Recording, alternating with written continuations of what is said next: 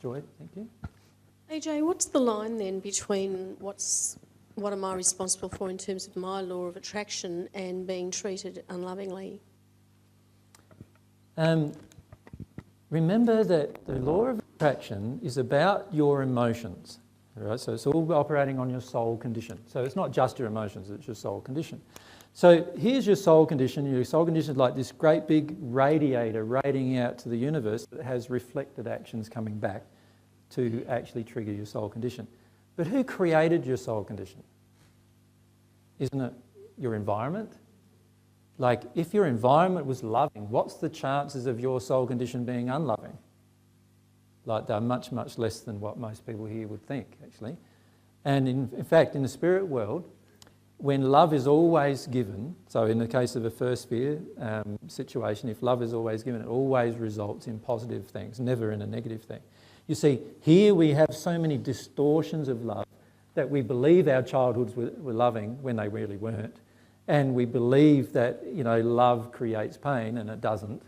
And we have all these beliefs. But the truth is that if we were all in a state of love with our children would never have an ounce of emotional damage to deal with. Right? And that goes back for generations. So that applies to me, and that applies to my father and my grandfather and so forth, right? However, there gets to be a time when you are responsible for the emotions within inside of yourself. Not so much for their creation, but responsible for their release. Right? And this is where many of us have trouble, because we have so much anger about having to release emotions that other people created. You felt that, right? How do you feel about having to release something that your mum and dad created? See, often you feel like, I would really like them to do that for me, right?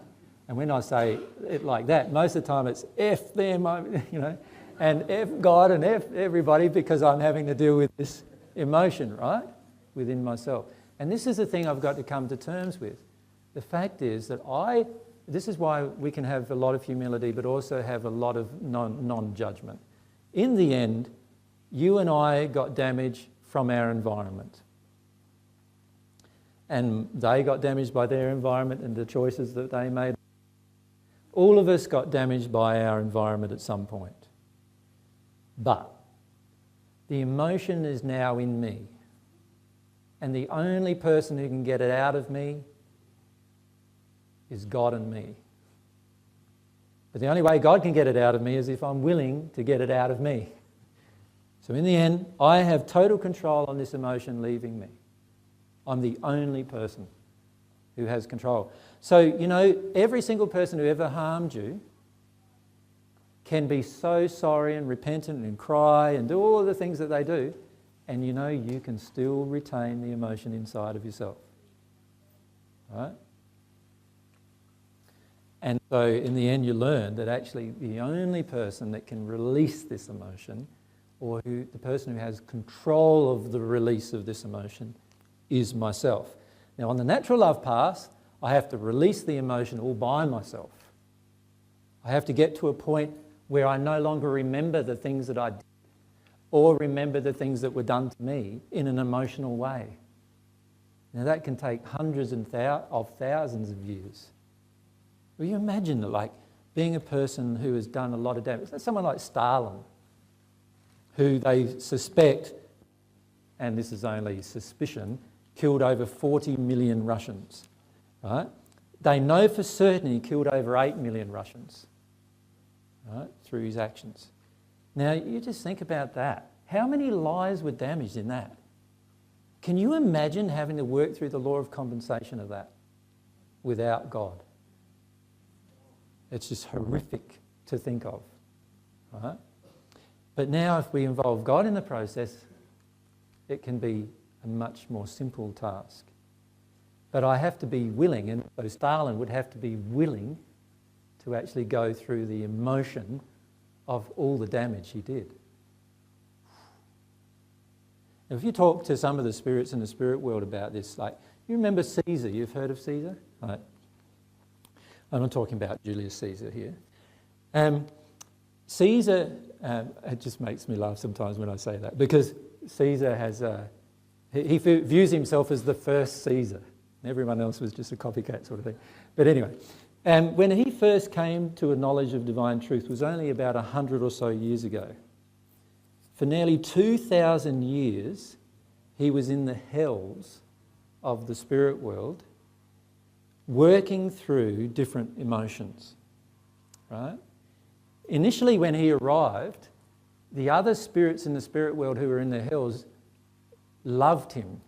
When I say loved him, they sort of almost worshipped him. Like, you know how you get the picture from the Bible of how you've got Satan and his demons, right? You've heard of the devil and his demons, right?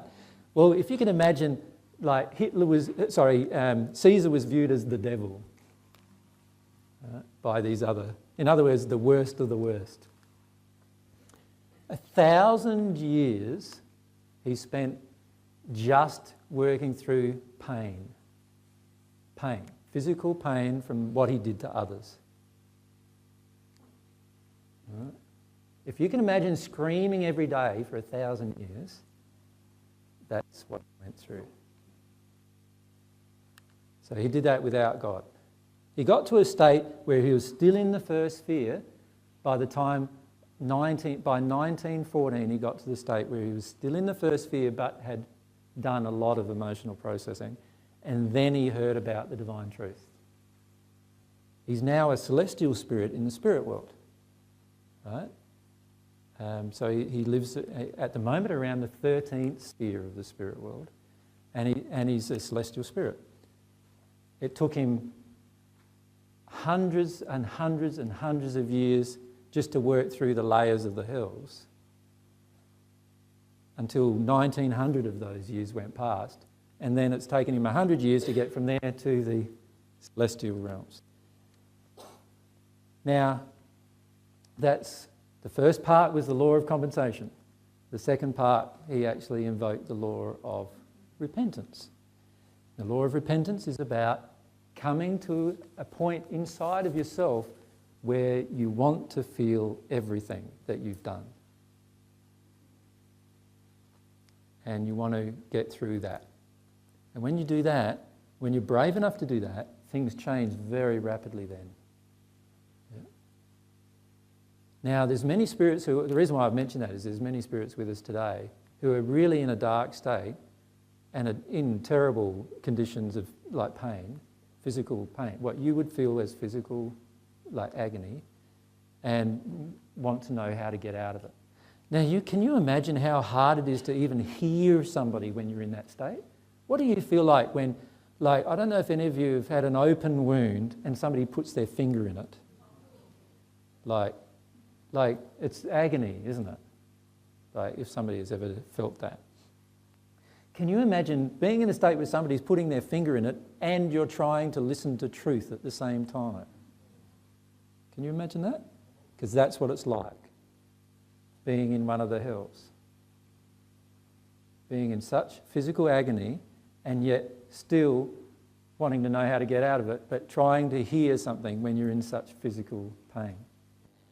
And so, you know, one of the reasons why the 14 returned was to stop this from going on, so that when people pass over, at least they don't pass over into the hells. You know what I mean? And at least they're able to be taught some truth about the spirit world rather than being in total agony and not even being able to hear. Well, you know yourself, when you're in physical pain, how hard is it to go into the emotion of it?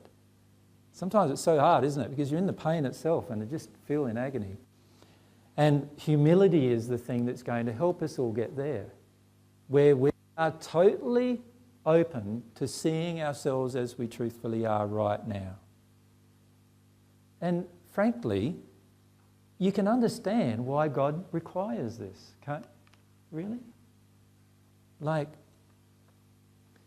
you imagine what this world would be like and what the universe would be like if there was none of this that was going on. You could actually do huge amounts of damage, and this is one of the New Age philosophies is actually this, that I'm here and I'm Stalin and I'm here so that all of you can learn your lessons. You've heard that one? Like Stalin was there so that 40 million Russians who passed could learn their lessons. Is that why Stalin was there? It's not why Stalin was there.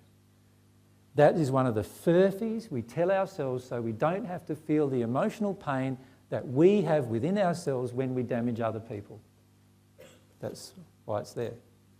Because we're not humble enough to actually accept that we have harmed others. Humility is such an important thing in your progression.